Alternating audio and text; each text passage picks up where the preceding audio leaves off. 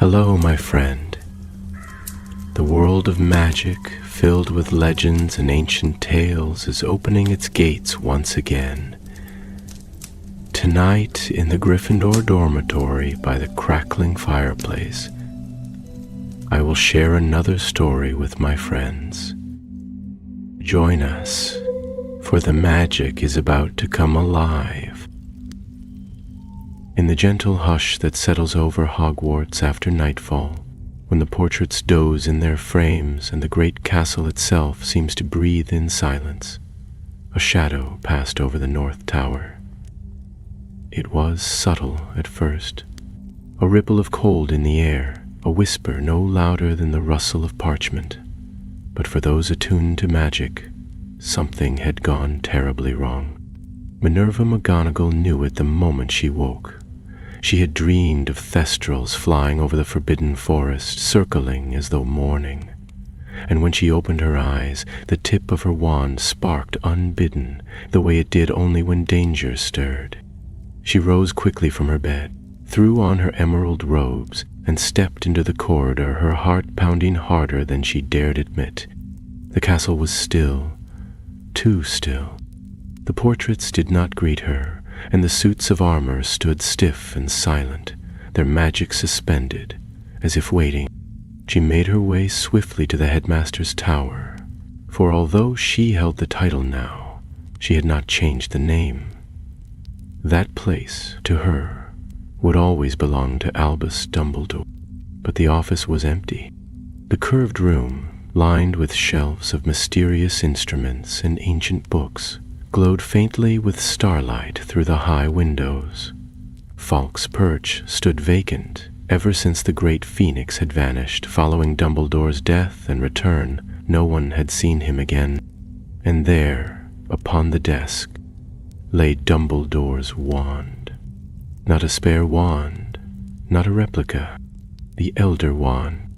Minerva froze. Dumbledore would never part with it, not unless... A flicker of flame crackled in the air, and a scroll appeared in mid-flight, tumbling onto the desk with a hiss of singed parchment. McGonagall caught it swiftly, her hands trembling. The seal was not one she recognized. It was a crude emblem, hand-drawn, showing a tower coiled about by a serpent. No ministry crest, no order mark, only a single sentence etched in black ink. The prisoner is ours. He will not return. The next morning, the Daily Prophet ran a very different tale. Doomed aboard on diplomatic mission abroad, the headline declared beneath a photograph of the old wizard smiling serenely. Though it was an older image, clearly cropped and edited. The article insisted he had departed on confidential business on behalf of the International Confederation of Wizards. McGonagall slammed the paper down in her office. Lies, she said, her voice low. He was taken. Seated across from her, Harry Potter didn't argue. He was taller now, leaner, no longer the boy who once wore round glasses and a lightning scar like a badge of honor. The scar had faded, but the fire in his eyes had not. "They don't believe you?" he asked. "Of course not. They fear what it would mean. If Albus Dumbledore can be kidnapped, it means no one is safe. So the ministry covers it up and tells bedtime tales to calm the masses." Harry leaned back, his brow furrowed. "What about Kingsley?" "Can't act without proof," McGonagall said. "And I cannot prove what I know in my bones. Not yet." She rose and turned to the tall window behind her. Rain misted the glass, and beyond it, the forbidden forest swayed gently in the wind. "I need help, Harry. Help from someone who understands what it means to fight in the shadows, someone the ministry still trusts." Harry crossed his arms. "You're talking to the wrong Auror in naming." "No," she said, turning to face him. "I'm talking to the only one who can do this." 3 days later, beneath the cover of twilight, Harry stood before an unmarked cottage deep in Nocturne Alley. The crooked sign above the door read Wand Repairs and Rare Objects, though nothing inside had moved in years. Inside, dust cloaked every surface. Cobwebs clung to wands that had long lost their owners. And behind the counter, a man stood polishing a silver coin with slow, deliberate care. "Harry Potter," said Thorn Dawlish without looking up. "To what do I owe the disappointment?" Dawlish was an ex-Auror, not the fool who once served the ministry with more pride than sense. This was his older brother, the real Dawlish, broad-shouldered, grim-faced, with a long scar running from chin to collarbone and an eye that gleamed with a touch of enchantment. "I heard you specialize in impossible things," Harry said. "That depends," Dawlish replied. "You bringing coin or just trouble?" "Albus Dumbledore has been taken," Harry said, "and no one believes it but us." That made Dawlish pause. He set the coin down, then reached beneath the counter and drew out a battered map. It was inked by hand and marked with strange symbols and runes, many crossed out. But in the corner, one tower remained uncrossed. "The Black Tower. I've only heard whispers," Dawlish muttered. "A place once used by dark wizards. Not Azkaban. Worse. Built before the Ministry, before the Statute of Secrecy. No records, no coordinates. It's not on any official map." "Then how do we find it?" Harry asked. "You don't," Dawlish said grimly. "Not unless you've got something it wants." Harry raised a brow. "And what's that?" "A secret," Dawlish said. "A true one. The tower calls to those who keep dangerous truths. If it has Dumbledore, it's because it wants something inside his mind." Harry's stomach turned. Back at Hogwarts, McGonagall met them in the astronomy tower after midnight, and she wasn't alone. Draco Malfoy stood in the shadows, arms folded, face half lit by starlight. "What's he doing here?" Harry asked sharply. "Held you for Jumacy," McGonagall said, "and he has a debt to repay." Draco stepped forward. "The tower. It's connected to my family. My great-grandfather helped build it. I know the way in, but once we go in, there's no promise we come out." A wind swept across the tower, and far below the lake rippled under the stars. The tower was real, the danger was rising, and Albus Dumbledore, the greatest wizard alive, was a prisoner. Harry glanced at McGonagall, then at Dawlish, and finally at Draco. "All right," he said. "Let's bring him home." The journey began not with a bang or a burst of spellfire, but with silence, dense and uncertain, like the moment before a storm. Harry, Draco, and Dawlish gathered in a forgotten chamber beneath Hogwarts, a place once used by the founders to store objects of great secrecy. McGonagall had granted access only under the strictest confidence, and only because she trusted Harry with something far greater than rules: Dumbledore's life. The chamber was damp, lit only by a single lantern Dawlish carried, which gave off a flame tinged with blue. The walls were stone, carved with faded runes that had not been read in centuries. Somewhere above, the heartbeat of the castle thudded on, distant footfalls, creaking timbers, the low rumble of thunder rolling across the highlands. "Explain it again," Harry said, his arms crossed. Draco stepped toward the center of the room and placed a small, flat stone on the floor. It looked unremarkable, except for the faint spiral etched across its surface. "It's called a gatestone," he said, "used by dark families centuries ago, not for travel in the normal sense. Flue powder or apparition won't reach the Black Tower, but this," he gestured to the stone, "it follows intent. It opens a path to places sealed by ancient magic, places like the tower. But it needs a key," Dawlish grunted. "And I suppose you've brought one." Draco hesitated. His hand went to the inside of his coat, and he withdrew a slender silver locket.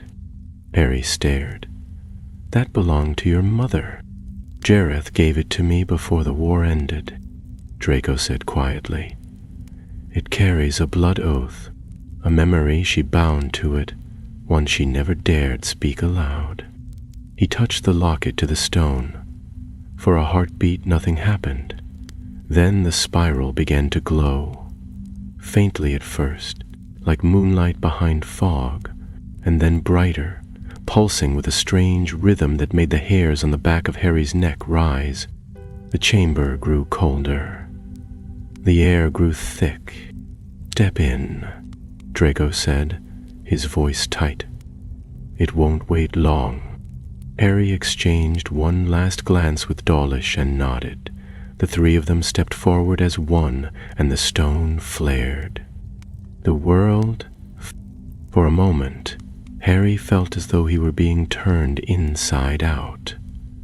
Not apparition, but something deeper, more ancient. The magic was wild, old, and coiling. He felt it burrow beneath his skin, searching for his secrets. Then, with a sudden lurch, the world returned. They stood on barren rock, beneath a sky black as coal and pierced with pale, unmoving stars. Before them rose the black tower. It was taller than any structure Harry had ever seen, a needle of black stone that seemed to drink the starlight. It had no windows, no visible entrance. The wind screamed around it, sharp and unkind. The ground was littered with fragments of broken bones and scorched earth, as if the very land had rebelled against the tower's presence. "This place isn't just hidden," Dawlish murmured. "It's cursed." Draco looked pale, but he stepped forward, scanning the stone with practiced eyes. "The entrance is on the other side," he said. "Carved into the base, hidden in the shadow." They circled the tower carefully, wands drawn, senses alert. The air shimmered with protective enchantments, words of disillusionment, repelling charms, even traces of blood magic. Draco halted suddenly and knelt, brushing away a layer of ash to reveal a door no taller than a house elf. He whispered a string of words in Parseltongue. The stone groaned, grinding inward, and a sliver of darkness opened before them. "You speak it," Harry said, surprised. Draco didn't meet his gaze. "Enough to get us inside."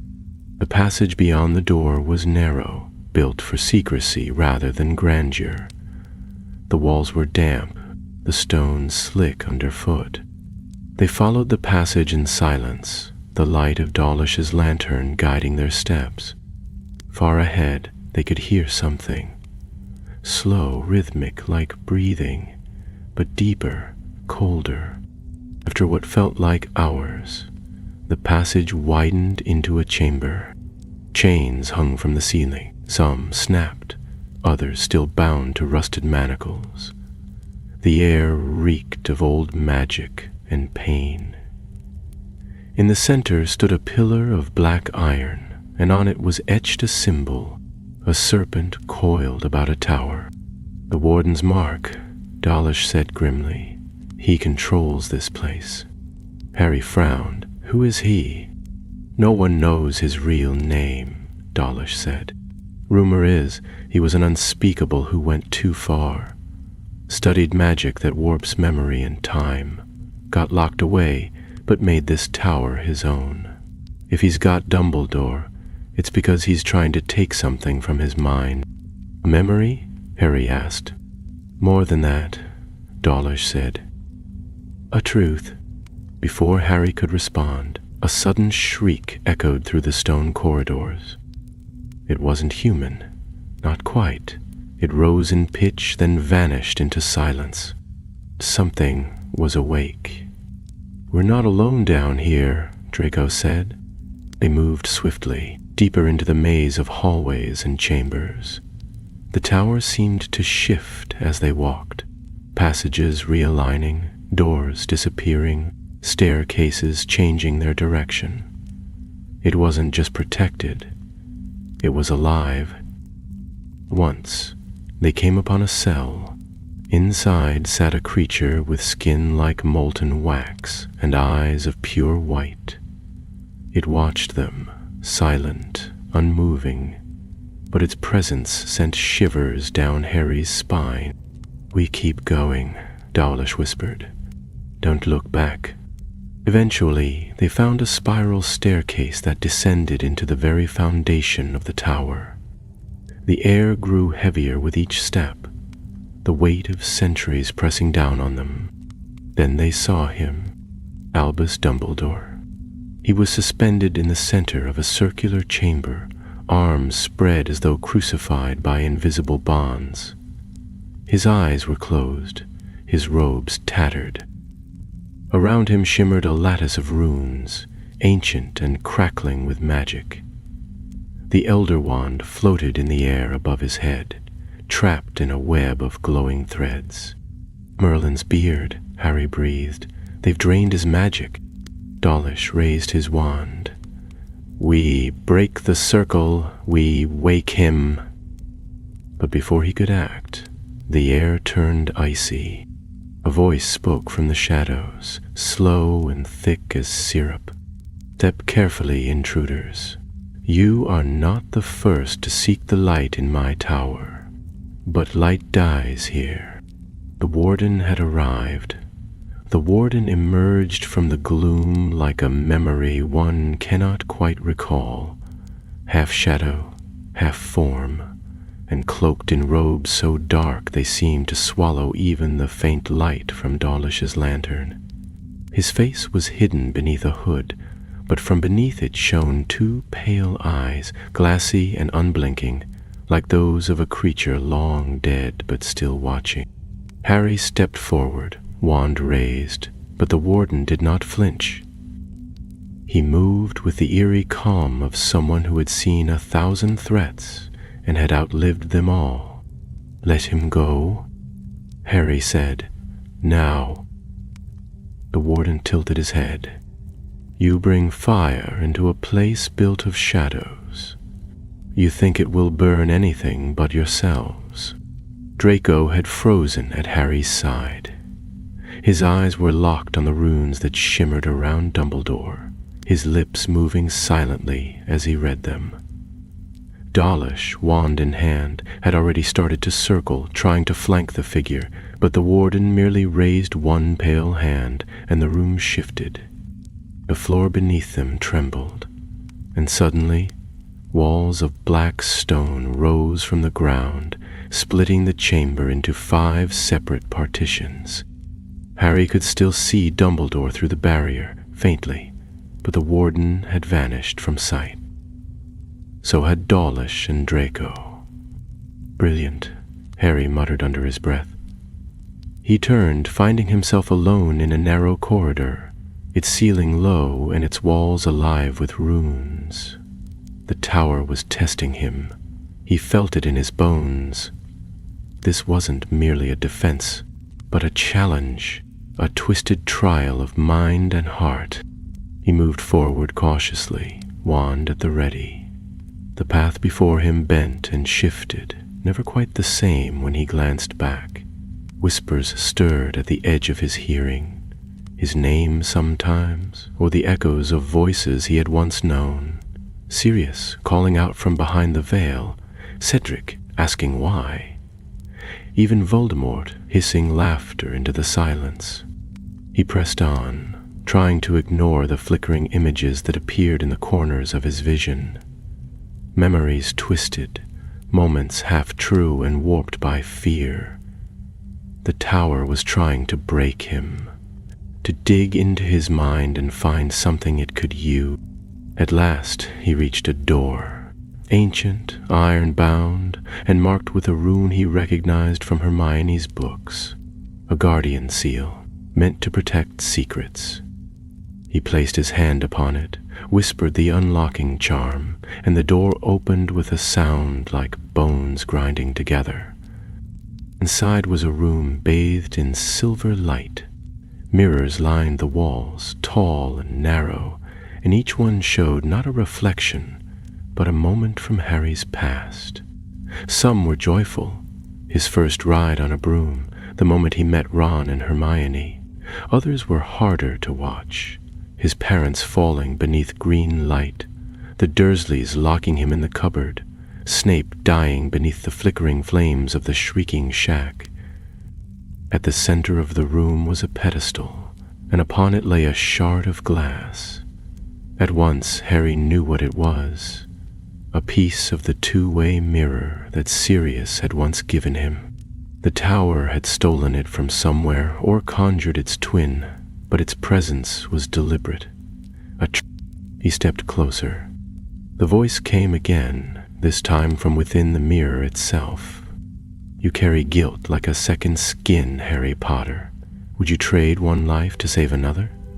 Would you give up Dumbledore to bring back those you lost?" He knew this game, knew the weight of temptation, the ache of longing. But he had faced the resurrection stone once and cast it away. He would not be moved now. "I don't bargain with ghosts," he said, and raised his wand. "Reducto!" The mirror exploded in a flash of light, and the walls shuddered as the enchantment broke. The door behind him swung open again, revealing the main chamber, and Dumbledore, still suspended, still unmoving. Across the room the barriers had fallen, and Dawlish stood with wand smoking, blood trickling down one arm. Draco was on his knees, panting, sweat glistening on his brow. "The warden's gone," Dawlish called, "fled into the walls." He's not gone," Draco said, voice strained. "He's watching, waiting for one of us to fail." Harry ran to the center, scanning the runes that held Dumbledore. They pulsed with magic that was old and stubborn, a tangle of protections, siphons, and locks. Draco joined him, fingers trembling as he reached for one of the glyphs. "Beesh aren't meant to kill," Draco said. "They are feeding on his thoughts, one at a time, trying to pull out something." Harry looked up at Dumbledore's face. He was still and pale, but not broken. Whatever the warden wanted, Dumbledore was resisting. "Can we break them?" "I think so," Draco said. "But it has to be precise. One wrong spell and we'll trigger a backlash." Dawlish grimaced. "Do it fast. I don't like how quiet it's gotten." They began to work. Draco read the runes aloud, translating them into whispers, while Harry and Dawlish countered each enchantment one by one. With every sigil they dispelled, the room grew lighter, and Dumbledore's breathing grew steadier. They had nearly reached the final rune when the air changed again. This time, it wasn't cold. It was fury. The warden reappeared at the edge of the chamber, his cloak flaring like wings behind him. He did not speak this time. He raised both hands, and magic surged from him. Not a curse, but a tide of shadow, thick and writhing.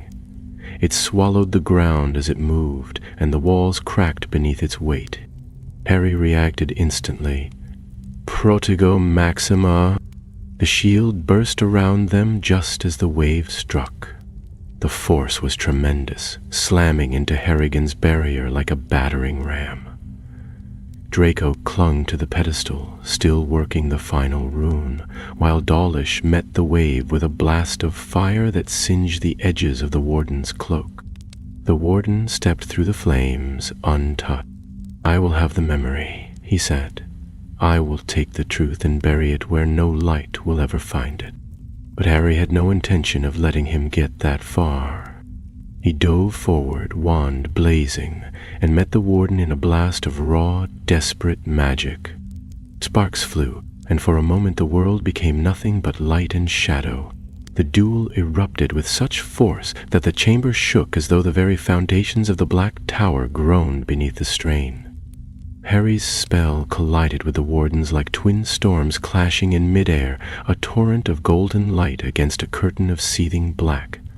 The explosion sent ripples of power down the stone walls, crackling through the runes that still circled Dumbledore's suspended form. Dawlish rolled to the side, deflecting a curse that shattered the stone behind him. Draco didn't move. He couldn't. His hands remained on the pedestal, focused entirely on the final rune that pulsed like a living thing beneath his fingertips. One mistake, and everything would unravel. He muttered the incantation McGonagall had taught him only hours before, beads of sweat trailing down his temple as he struggled to hold the ancient spell steady. Harry, meanwhile, was drawing on every lesson he had ever learned. Every defense class, every duel in the dark days of the war, every instinct honed in battle. The Warden was no ordinary dark wizard. He didn't fight like a Death Eater. His magic didn't rely on brute force or cruel theatrics. It was refined, ancient, the kind of spell work taught only in whispers and forgotten texts. Spells twisted as they left his wand, shifting shape mid-air, forcing Harry to guess their nature before he could counter them. Twice he barely managed to deflect a spell that burned cold rather than hot, leaving streaks of frost on the stone floor. A third time he felt the spell try to worm into his mind, a snake of thought that coiled around memory. He struck back with a curse of disarming fire, forcing the Warden to step aside. In that brief moment, Harry caught a glimpse beneath the hood. A face not aged, but hollow. The Warden's features were sunken, not with time, but with sacrifice. Eyes that gleamed white as frost, skin the gray of ash, and a mouth that never seemed to breathe. "You were never meant to be found," the Warden said, his voice vibrating through the air like thunder behind a mountain. "But the tower knows those who carry secrets, and yours burns so bright." She leaned in. "I'm not here for your riddles," Harry snapped. "Let him go." He sent another blast forward, this time a twisting chain of flame that scattered the shadows briefly. But the Warden raised both arms, and the air between them turned into glass. Solid, smooth, unbreakable. The spell shattered against it like a wave against cliff rock. Then, as quickly as it had appeared, the barrier vanished. The Warden lunged forward with unexpected speed, and his wand traced a pattern Harry couldn't read fast enough. A beam of pure blackness streaked toward Draco. Harry shouted, "Protego!" and threw himself sideways, deflecting the spell just in time. It struck the far wall and etched a line of darkness into the stone that did not fade. "Draco, how much longer?" he cried, struggling to hold the Warden's gaze. Draco didn't look up. "Seconds, maybe. The last rune is bound to his name.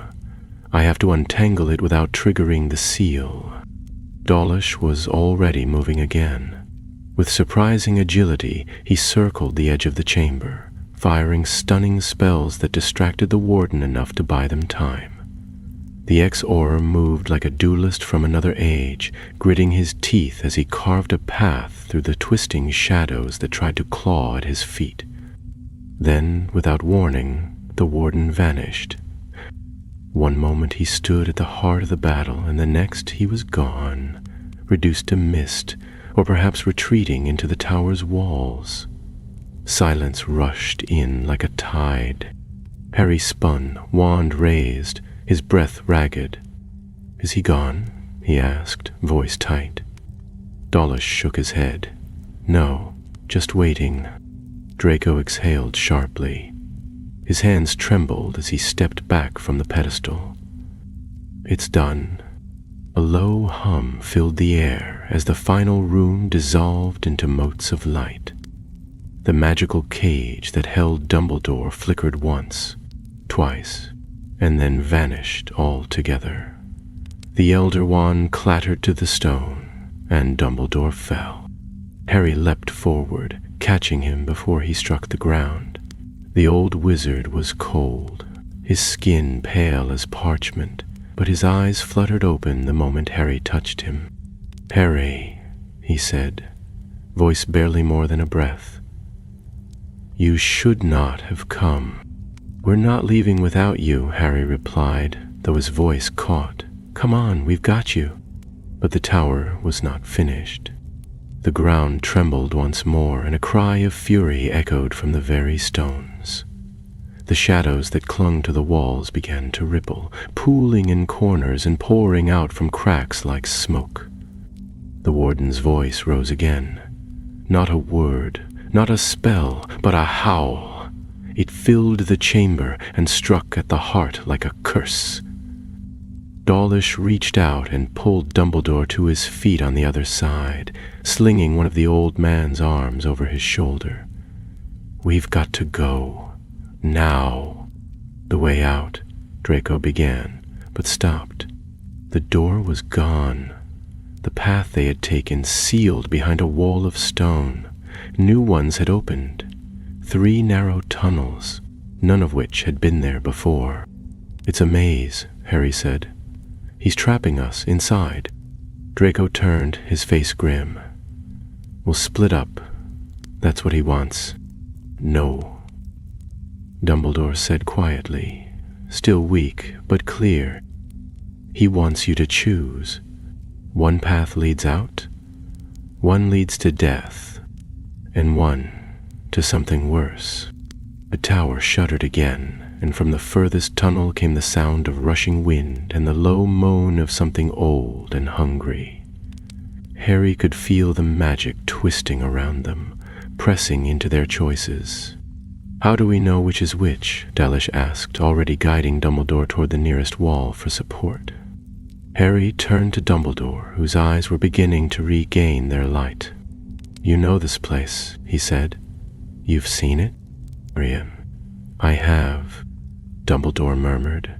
"Long ago, before it was sealed, before even I understood what it truly was. But the tower speaks in riddles, Harry. It listens to fear, and it listens to truth." Harry looked to the 3 tunnels. Each one was dark, indistinguishable from the next, and yet he could feel their weight, one pressed with sorrow, one with anger, and one with something else entirely. Hope. He took a breath, turned to his companions, and pointed to the rightmost path. "This way." Draco looked uncertain, but said nothing. Dawlish tightened his grip on Dumbledore, and together the 4 of them stepped into the darkness, pursued by the echo of footsteps that did not belong to any of them. Behind them, the black tower watched and waited. The corridor they entered was narrow and arched, with walls that glistened faintly as though coated in dew. The light from their wands cast long, shivering shadows across the stone, and each step echoed unnaturally, as if the tower were imitating their movements just a beat behind. The air was cooler here and heavy with the scent of ancient dust, a dryness that clung to the throat and made every breath taste of secrets too long kept. They moved in silence at first, the kind of silence born not from fear but concentration. Dumbledore leaned heavily on Dawlish's shoulder, his step slow but determined. His strength had not returned fully, but there was still a strange clarity in his eyes, like someone waking from a long, fevered dream who knows the danger is not yet done. Draco remained close to Harry, his gaze flitting constantly to the walls, the ceiling, the floor, as though expecting the stone itself to reach out and trap them again. After several minutes, the path opened into a larger chamber, round, with no visible exit, and lit by a cold blue flame that hovered above a stone pedestal in the center. Upon the pedestal sat a box, made of dark wood and bound in iron. It was plain, unadorned, and no larger than a shoebox, yet something about it drew the eye and held it. They stopped at the threshold, none of them speaking. Harry could feel it, the same pull he had felt once from the Horcruxes, though this was different, not evil in the same way, but heavy, as though the object held something more dangerous than dark magic, a secret, a truth. "I know this room," Dumbledore said at last, his voice soft. "I came here once before, many years ago, when I believed the tower was merely a myth. The box was here then too, waiting. But I did not open it. I was not meant to." Harry stepped forward slowly. "And we are?" Dumbledore shook his head. "The tower has chosen you. It tests those who enter. That box, if opened, will show you what it has taken from me." Dawlish glanced sharply at him. "You mean to say he already stole it, what we came here to stop?" "No," Dumbledore replied, "but he tried, and failed.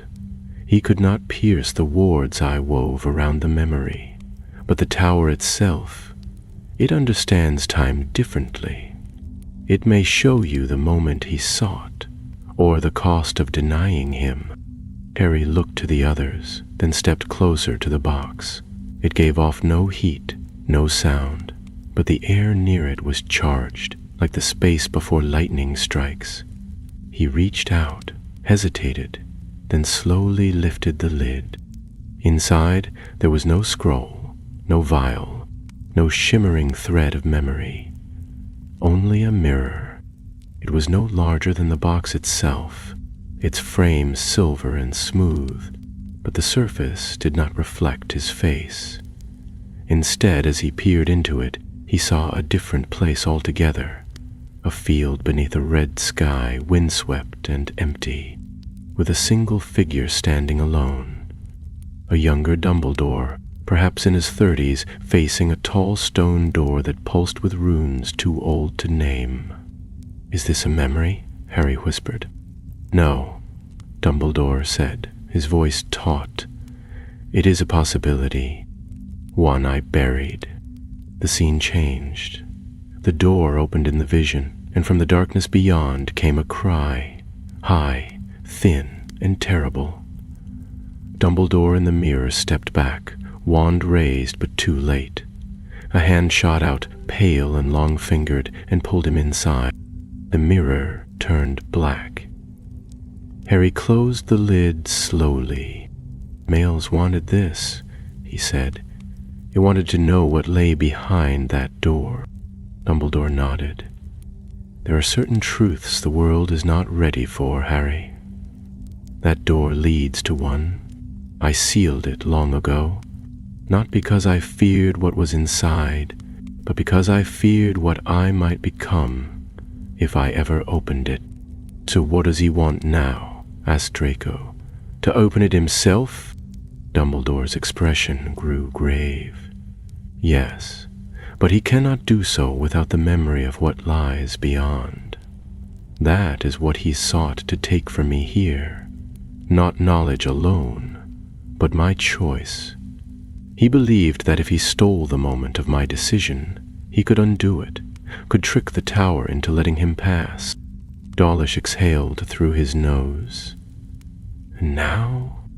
"Now," Dumbledore said, "he knows he cannot take it by force. But the tower is not a fortress alone. It is a maze of the mind, a puzzle built of intent and consequence. He may try another path." The room darkened. The blue flame flickered, and a low creak echoed from one of the walls. A section of stone slid away, revealing a passage, narrow and curving downward. Harry turned to the others. "I don't think we're meant to stay here." Without another word, they pressed on. The new corridor was colder, the light from their wands barely reaching more than a few steps ahead. The walls here were rougher, less finished, and Harry had the uneasy sense that they were entering the part of the tower not meant for human feet. The air smelled of old earth and metal. Somewhere in the distance, something dripped steadily, a sound that seemed to echo forever. Then the passage opened into a hall, and in that hall stood rows of statues, tall, hooded, their faces hidden. Each held a weapon in its stone hands, swords, staves, wands carved from bone. As the four of them stepped inside, the doors behind them closed with a heavy thud. A voice spoke, but it was not the warden's. "Choose your defender." Harry's wand snapped up, but there was no sign of movement. Dawlish narrowed his eyes. "What is this?" "A trial," Dumbledore said quietly. "Each who passes must face what they fear most. But you need not face it alone. One of these statues will come to life to aid you, or to judge you." The statues began to shimmer faintly, as if awakening. Draco stepped forward first, eyeing the row. His fingers brushed the hilt of a stone sword held by a cloaked warrior.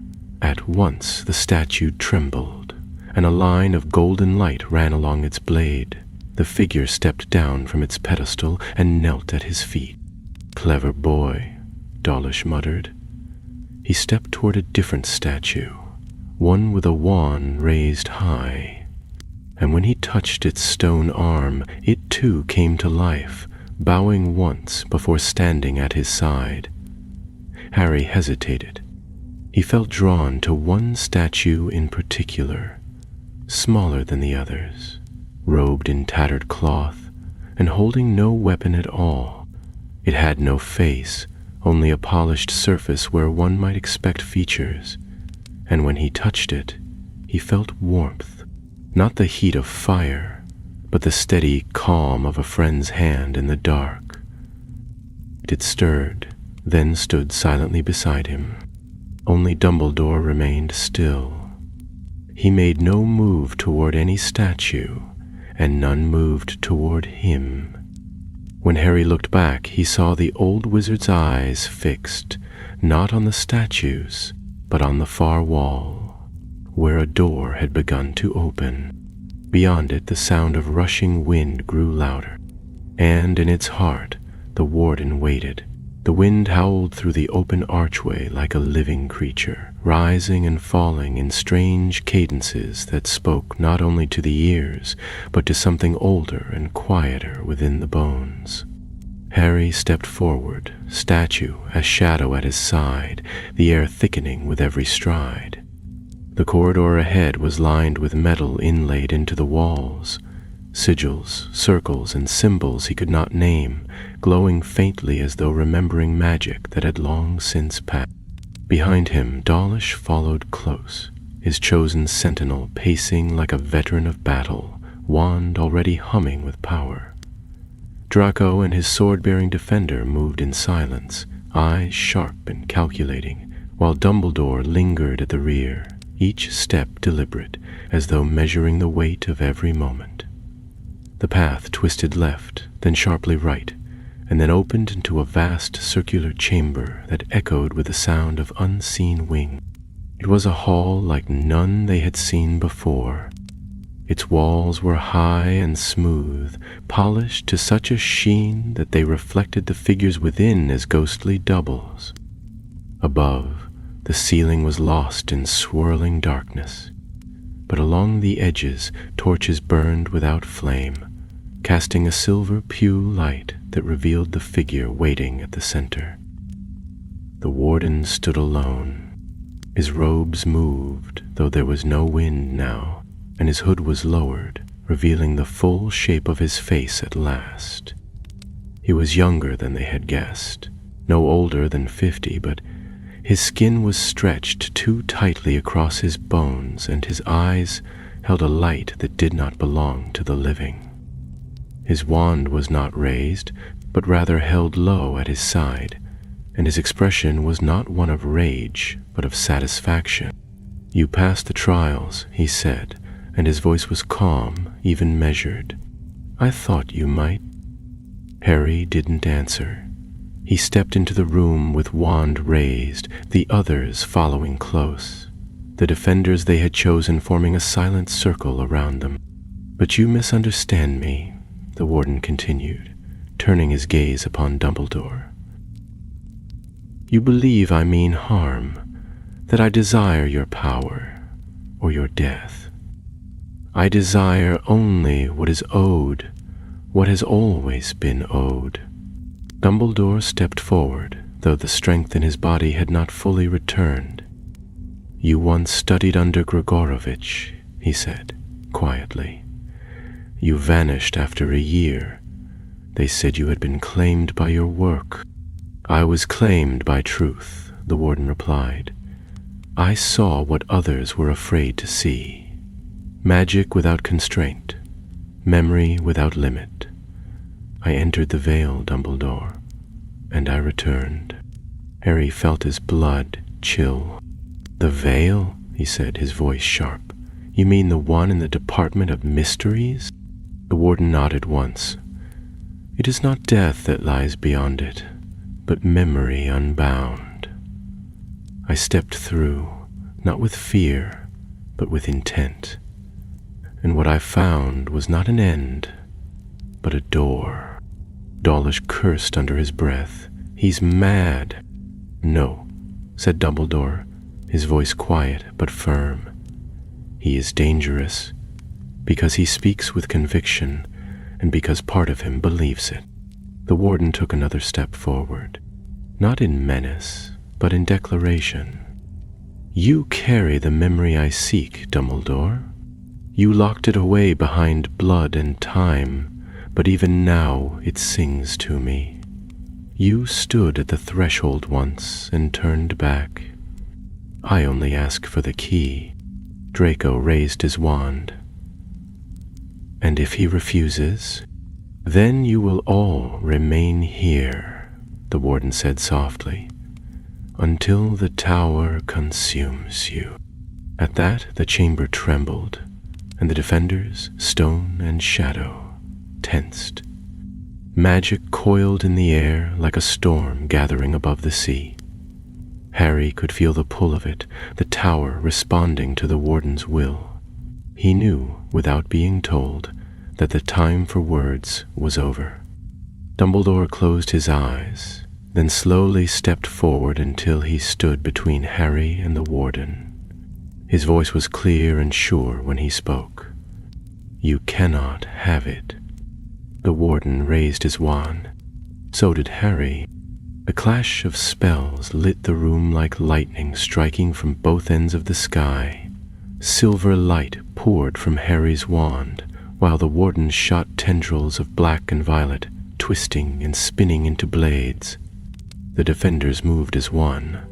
Dawlish's conjured ally struck forward with a shield of light that shattered under a pulse of magic from the floor, while Draco's stone warrior leapt between two curses, parrying with impossible speed.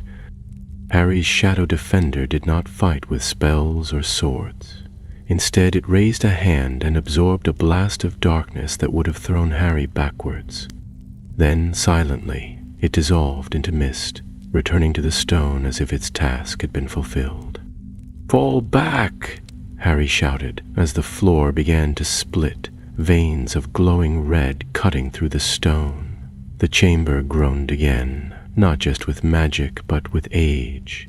Cracks appeared in the walls, and from the darkness above something enormous stirred. Dumbledore remained unmoving, his eyes fixed not on the battle, but on the center of the chamber, where the stone rippled like water.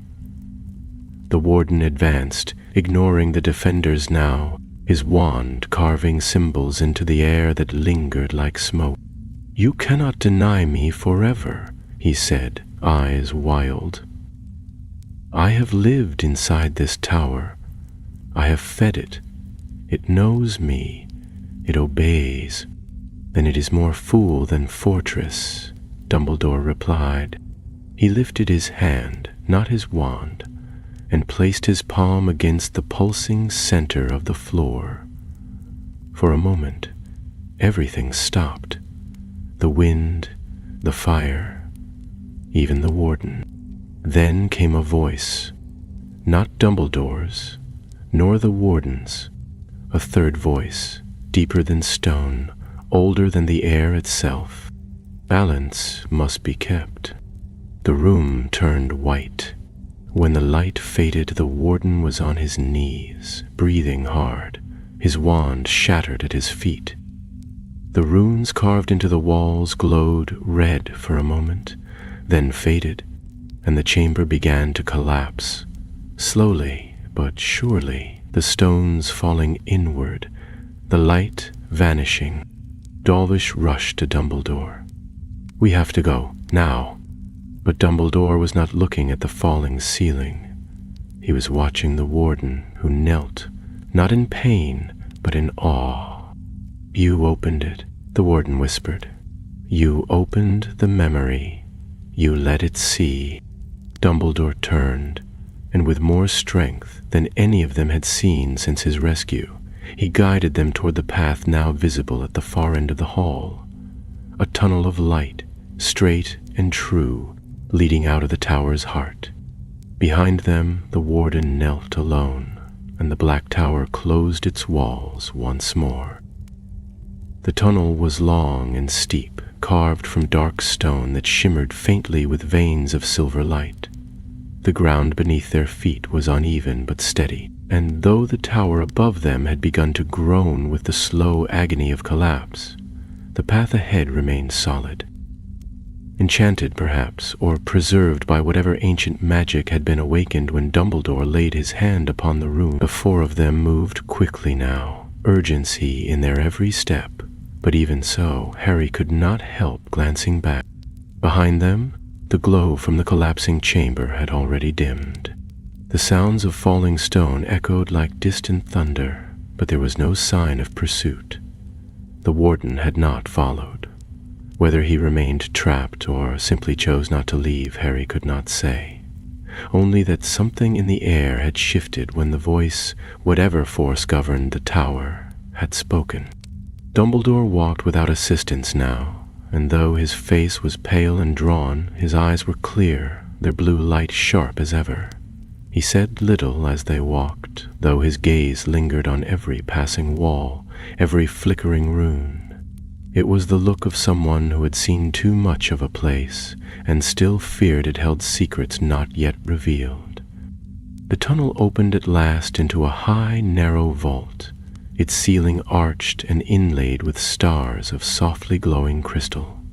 In the center of the floor was a circular dais, smooth and black, with a series of runes carved around its edge in a language Harry could not read. Dumbledore stepped forward and placed his wand against one of the symbols. At once, the crystals above them brightened, and the dais began to rise, lifting them with slow, silent grace. The shaft around them was vast, lined with stone that bore no markings, no sign of spell or structure. They ascended in silence, broken only by the soft whirring hum of magic woven deep into the tower's bones. At last, the ceiling split apart with a hiss of displaced air, and the platform emerged into starlight. They had returned to the world. The wind struck Harry's face first, cold, sharp, and clean. He sucked in a breath without realizing he had been holding one. They stood now on a cliffside platform high above a frozen valley, the black tower rising behind them like a spear thrust from the earth. The stars burned brightly overhead, and beyond the edge of the cliff the outlines of mountains could be seen, jagged and unmoving in the moonlight. "We're in the north," Dawlish said after a moment, looking around. "Far north, past the outer reaches. No wonder the place was unplottable." Harry turned to Dumbledore. "How did you know which path would lead us out?" "I didn't," the old wizard replied. "Not entirely, but I knew what the tower valued, and what it feared. It allowed us to leave because we restored balance. Had we destroyed the warden, it may not have been so merciful. Draco, who had remained quiet since they left the chamber, stepped away from the others and stood at the edge of the platform, gazing out across the barren valley. His arms were folded, his jaw tight, but there was no arrogance in his stance, only thoughtfulness, and perhaps a touch of shame. Harry joined him. "You did well," he said. "Back there, we wouldn't have found the way in without you." Draco didn't look at him. "I helped build the problem, Potter. The least I could do was help fix it." "You were a child when all this started," Harry replied. "We both were. But you chose right this time. That matters." Draco gave a short nod, nothing more, and Harry let the silence settle between them. Dumbledore approached Dumbledore, who had seated himself upon a low stone and was gazing out at the moon. "What happens now?" the former Auror asked. "The tower is still standing, the warden still alive." "Has been defeated, not destroyed," Dumbledore said. "And I believe he will not rise again. Not soon, at least. The tower's will turned against him in the end. Perhaps it saw that even he had gone too far." Harry turned back toward the tower. Its black walls rose into the night like a monument to secrets, untouched by time, untouched by war. It looked unchanged, and yet he knew it wasn't. "There's still a door," he said softly. "Behind the memory, behind everything. You said it leads to something the world isn't ready for." Dumbledore's eyes found his, steady and full of meaning. "There are doors in magic, Harry, that should never be opened. Not because of what lies behind them, but because of what they take from us when we look. And you remember what's there?" "I remember enough," Dumbledore said. "And that must be enough. The memory remains sealed, and it shall remain so." Dawlish gave a grunt of agreement. "Fine by me. I've seen enough cursed towers and secret doors for one lifetime." Draco finally turned away from the cliff's edge. "So how do we get back? I doubt the Ministry has a portkey scheduled from here."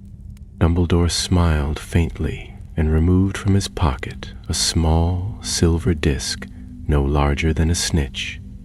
It bore the crest of the Order of the Phoenix. "I plan to return," he said simply, "just not under such dramatic circumstances." The portkey activated at his touch. A swirl of color, a sharp tug behind the navel, and the wind and cold of the far north. They landed in a clearing just outside the Forbidden Forest, the lights of Hogwarts twinkling in the distance. The night was still, and a gentle breeze stirred the grass. For a moment, all was quiet. Then came the hoot of an owl, the creak of branches, life returning to normal. Dumbledore straightened and looked toward the castle. "Home," he said. "At last." But Harry, standing just behind him, was not looking at the castle. He was looking at the stars. And though he was glad to be free of the tower, glad to feel the air that belonged to the world, he could not shake the memory of the warden's words. The door, the veil, the power of memory. Some truths, Dumbledore had said, were not meant for the world. But Harry had once held the resurrection stone. He had spoken with those who had passed beyond. He had faced death and returned, and part of him, a quiet and dangerous part, still wondered what lay beyond that final door. As they turned toward the castle, the wind stirred once more behind them, as though something far away had exhaled. The black tower slept. For now, The next morning dawned with a pearly mist hanging over the grounds of Hogwarts, curling around the ancient turrets and drifting lazily across the lake. The castle was waking, slowly and gently, as if it too had sensed the weight of what had passed in the shadows of the world. Birds stirred in the trees, and the occasional echo of laughter or footsteps could be heard from the courtyards. But the usual bustle of students was muted, as though the stones themselves held their breath. In the headmaster's study, the hearth crackled quietly. The portraits along the walls whispered among themselves, casting curious glances toward the tall-backed chair where Dumbledore now sat. His face had regained some color, though there remained a pale cast about his temples and a stiffness in his posture. Fawkes's perch stood untouched beside him, still empty after so many years, yet Dumbledore's gaze drifted to it often, as if expecting the phoenix to reappear at any moment and break the silence with a single, soul-deep note. Across from him, Harry sat with his hands folded, the firelight playing across the old scar on his forehead. He had barely slept, and though he was grateful to be back within the walls of the castle, something inside him remained alert and restless, as though some part of him still lingered in the tower. "I've sent word to Kingsley," Dumbledore said, breaking the silence. "He'll want a full account. I suspect he may come himself." Harry nodded slowly. "Do you think he'll believe it?" Dumbledore's eyes twinkled faintly, but there was no smile on his lips. "He will. He has seen stranger things. And he knows me well enough to understand that silence, in some cases, is more dangerous than truth." Harry glanced down at the Elder Wand resting on the desk between them. Its polished surface caught the light, casting a thin line of shadow across the papers beneath it. He had not seen the wand since that first terrible night in the astronomy tower, and even now it gave off a faint, prickling sensation that made his skin tighten along his arms. "Will you keep it?" he asked, though he already knew the answer. "For now," Dumbledore replied, folding his hands atop his lap. "Until it chooses otherwise. It has served too long as a symbol of power. I hope, in time, it may learn to serve peace." There was a pause, filled only by the soft pop of the fire and the occasional rustle from the moving portraits. One, Phineas Nigellus Black, was eyeing Harry with a familiar sneer, though he said nothing. Another, Dylas Derwent, watched Dumbledore with open concern. Harry leaned forward. "The Warden. What happens to him now? You said he's not destroyed." "Isn't," Dumbledore said quietly. "But the tower turned on him. It sealed him within its heart. I do not think he can leave, not without another unlocking the path. Though someone could go back," Harry said. "Find him, free him." Dumbledore met his gaze. "Yes, if they were foolish or desperate." Harry fell silent again. The tower was sealed, the Warden trapped. But the door that had haunted Dumbledore's memory, was still there somewhere in the shifting maze of that dark place, waiting behind layers of magic and time. "I keep thinking about what he said," Harry murmured, "about the veil, that it's not death beyond it, but memory." "Memory and death are not so easily divided," Dumbledore said. "To enter the veil is to be unbound. It is not a place meant for the living. Those who return are never quite as they were." Harry nodded slowly. He had known that already.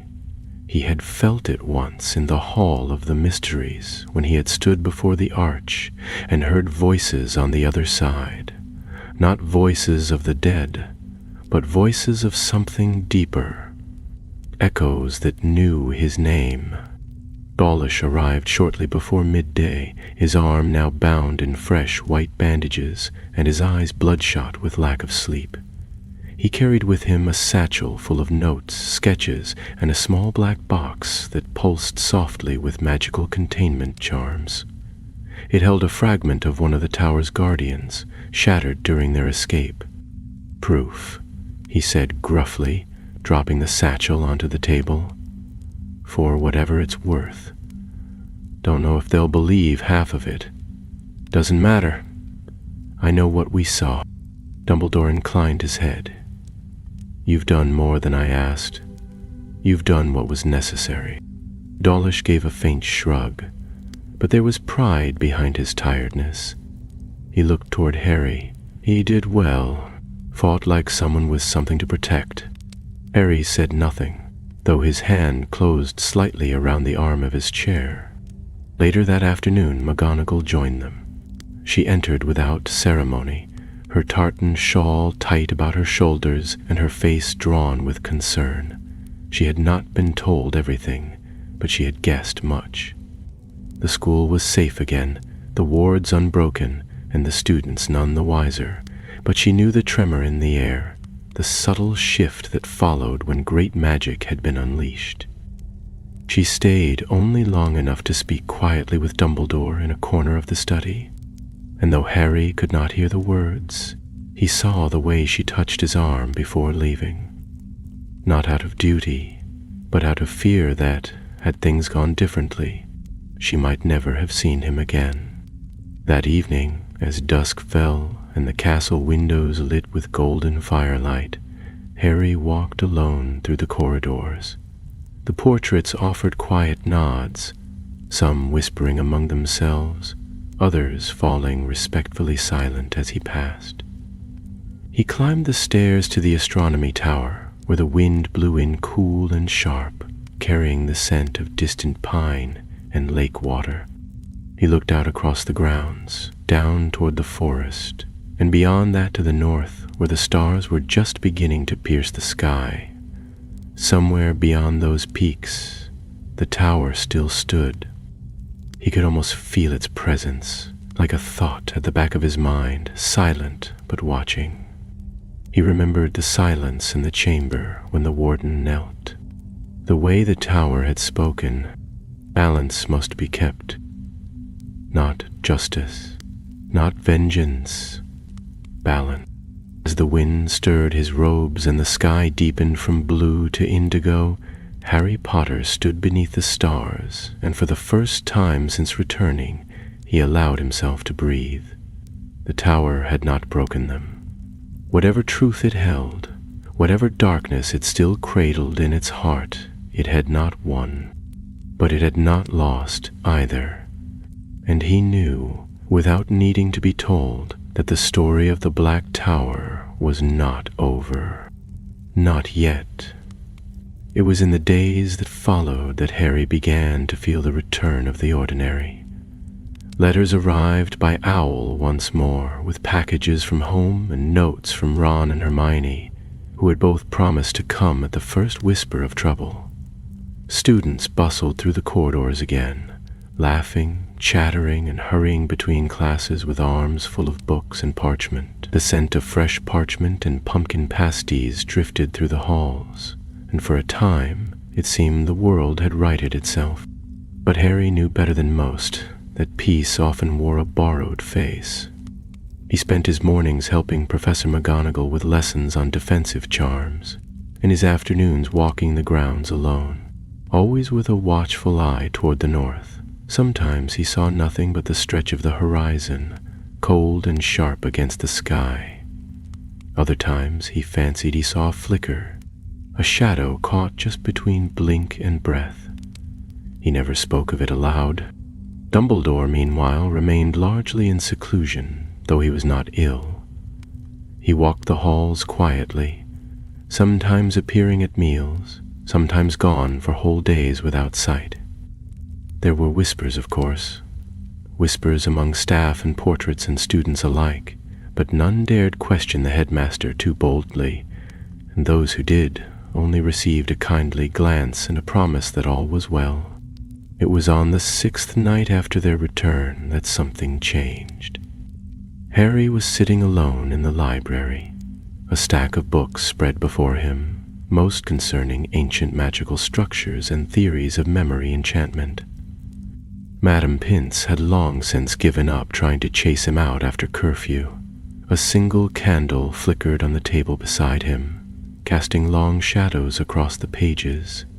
He had just turned to a chapter titled Architects of the Lost Strongholds when the candle fluttered violently, though no wind stirred the air.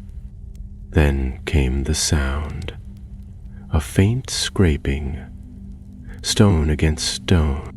He rose, wand in hand, and listened. The sound came again, distant but distinct, as though something were shifting deep beneath the castle's foundations. His heart began to race. He left the library at once, moving swiftly through the darkened corridors. The castle was quiet at this hour, save for the creaks and groans of settling timbers, and the occasional murmur from a sleepy portrait.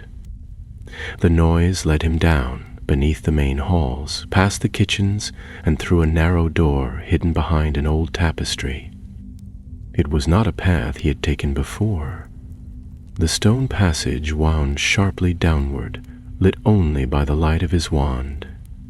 The air grew colder and the dust thicker, as if no one had walked this way in many years, and yet the scraping continued. Then, without warning, the passage ended in a wide, round chamber with a domed ceiling. At its center stood a pool of still, black water. Along the walls were shelves carved into the stone itself, holding rows of strange glass spheres that flickered faintly with silver mist. One of them had cracked. Harry stepped closer, his eyes scanning the shelves until they landed on the broken sphere.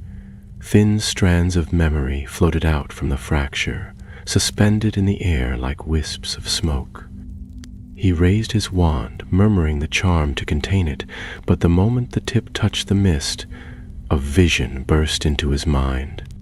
He stood in the black tower again. No, not exactly, a memory of it. Dumbledore stood at the edge of a dark chamber, his face younger, his expression lined with doubt. Before him lay a mirror not unlike the one Harry had seen in the box. A voice whispered from beyond it, low and insistent, promising answers, promising redemption. Dumbledore raised his hand, hesitated, and then the vision vanished. Harry staggered backward, breath coming fast. The mist was gone.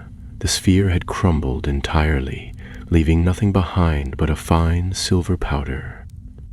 Footsteps echoed behind him. He turned swiftly, wand raised, but it was Dumbledore who emerged from the shadows. He looked calm, but there was an edge in his eyes that Harry had rarely seen before, a weariness that no sleep could mend. "You followed it," Dumbledore said. Harry nodded. "What was that place, this room?" "It is a vault," Dumbledore replied, stepping past him toward the shelves. "Older than Hogwarts, older even than the tower. When the founders built this school, they discovered it already here, hidden beneath the rock. They called it the Vault of Echoes. It stores impressions, fragments of memories that drift loose from the strongest minds. Most fade with time, others linger." Harry glanced at the broken sphere. "That was your memory. From the tower." Dumbledore gave a slow nod. "Yes, a piece of what I tried to forget. Will forget it. Because knowing a door exists is one thing, Harry," he said, his voice quiet. "But standing before it and wishing to open it, that is where danger begins." Harry folded his arms. "But if you sealed it, if you chose not to open it, then why does it still feel like it's waiting?" Dumbledore did not answer immediately. He moved to the pool at the center of the chamber, gazing into its still surface. The reflection showed not their faces, but stars, thousands of them, swirling and drifting in silence. Because choice is never final, he said at last. "Not when magic remembers. The warden may be sealed, the tower may sleep, but the door still exists, and so long as it does, someone will seek it." Harry stepped closer. "Then we should destroy it?" Dumbledore's eyes met his. "Perhaps, but there is risk in destroying what you do not understand. Sometimes, Harry, preservation is the only defense we have." They stood in silence for a long moment, surrounded by the sleeping spheres and the echo of ancient thought. Then Dumbledore turned away from the pool and placed a hand gently on Harry's shoulder. "You have faced darkness that few have survived," he said, "and yet you carry it lightly. That is why you must be careful. You have a heart that seeks to fix what is broken, but not everything broken must be mended." Harry nodded, though the words did not sit easily. As they left the vault, the passage behind them sealed itself once more. The air grew warmer, the shadows faded, but Harry could not shake the feeling that something had awakened in the deep, something that had stirred when the memory was released. McGonagall called an emergency meeting. The staff gathered in the great hall, and Dumbledore stood before them, his presence steady as stone. Harry remained near the back, but he could see the lines on every face. Faces that had withstood war and darkness, and yet now bore a new unease. Dumbledore spoke quietly, without flourish. "A door is stirring," he said, "one long sealed and long forgotten by most. We must ensure it remains closed. If there are those who mean to open it, they will come soon. They may already be among us." That night, as the snow continued to fall, Harry sat alone in the common room of Gryffindor Tower, staring into the fire. The silver staff rested on the table beside him. Outside, the wind howled like a voice calling across time, and far to the north, beneath rock and snow, something shifted in its sleep. Sigh, burn, trees, and the cold, late. It began with a whisper through the forbidden forest, so faint that even the centaurs did not mark it at first. A stirring in the leaves, a rustle without wind. Then the owls began to flee. Not in groups, but one by one, slipping into the sky at odd hours, flying north in spirals, as if drawn by a call no one else could hear. The creatures of the lake grew restless, and somewhere beneath the roots of the school, the runes in the Vault of Echoes began to pulse. Harry was in the astronomy tower when it began in earnest. Snow had dusted the balustrade, and the wind gnawed at the gaps in his cloak. But he had not wanted to be inside. He had been watching the stars again, hoping perhaps for guidance in their cold and indifferent faces. But the moment came without warning. One moment he stood in stillness, and the next the sky tore. A streak of crimson arced across the heavens, not like lightning, but like a wound, thin and raw and terrible. The air pulsed. The tower beneath him hummed. From the direction of the north, a low sound rolled through the land, deeper than thunder, as though the world itself had groaned. He didn't hesitate. By the time he reached the headmaster's study, Dumbledore was already standing, wand in hand, speaking softly to one of the older portraits. Fawkes's perch, long empty, now glimmered faintly, as if something long dormant had awakened in the ash. "You saw it?" Harry asked, breathless. Dumbledore nodded. "The door has been found." Harry's heart quickened. "By whom? We cannot yet be sure. But someone has called it open, and that call cannot be unmade."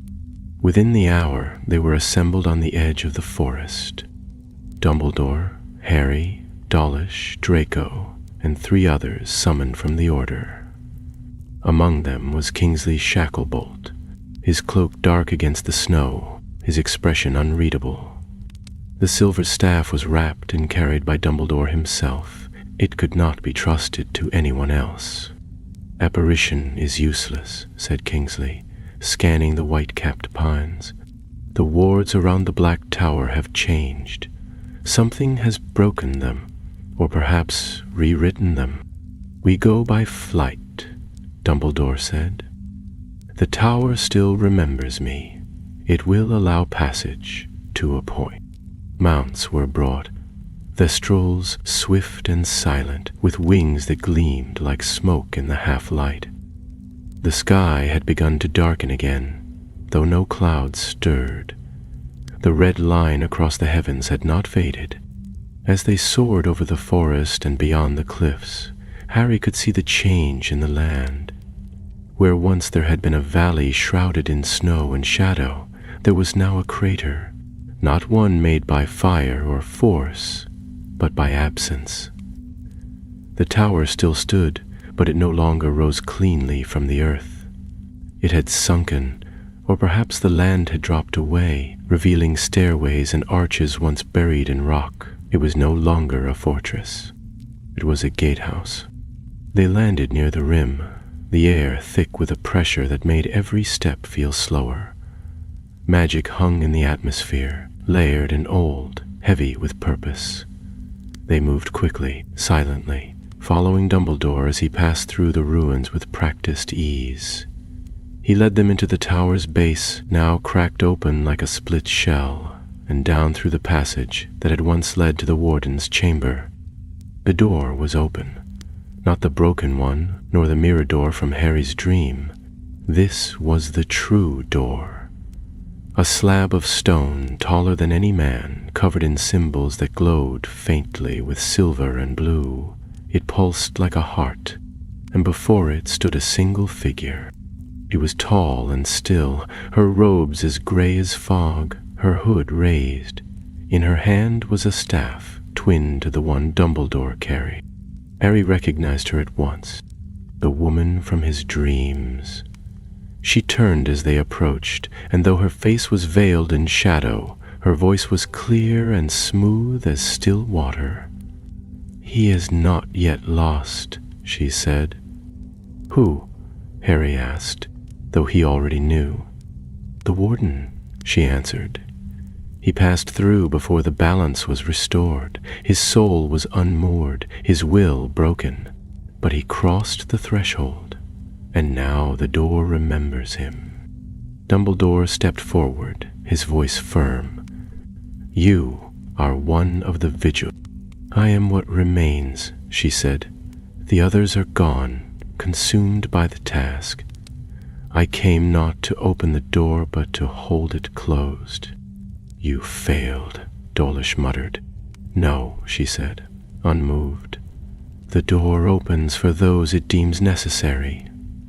One has entered, only one, but the danger lies not in his entry, but in who may follow." The runes on the door flared. A second pulse rippled through the chamber, and a gust of wind blew outward from the crack that had begun to form down the center of the stone. From within, Harry heard something. No voice, no word, but a sound, a memory. It was his mother's laugh. Then the sound changed. It became the rustle of pages, the scrape of stone, the echo of steps taken long ago in places forgotten. It was everything, layered and folded into itself, all at once. "The door is not an end," the vigil said. "It is the beginning of forgetting, of unwriting. What passes through may not return the same." Draco stepped forward. "Then we close it, seal it again." "Ill cannot be sealed," she replied. "Not until the warden is returned." Dumbledore turned to Harry. "Only you can go in." "What?" Dawlish barked. "Why him?" "Because he has been marked," the vigil said. "Because he has stood at the edge of death and returned unbroken. because the tower chose him. Harry's mouth was dry, but he felt no fear, only a strange sense of inevitability, like stepping into a memory he had always known would come. He looked at Dumbledore, who met his gaze with a quiet, steady sadness. "Will I come back?" he asked. "I do not know," Dumbledore said, "but I believe you will not be alone." Harry stepped forward, the silver staff in his hand, and as he passed through the doorway, the stone did not resist him. The light swallowed him gently, like mist curling around a lantern. Then the door began to close, and behind it, the world held its breath.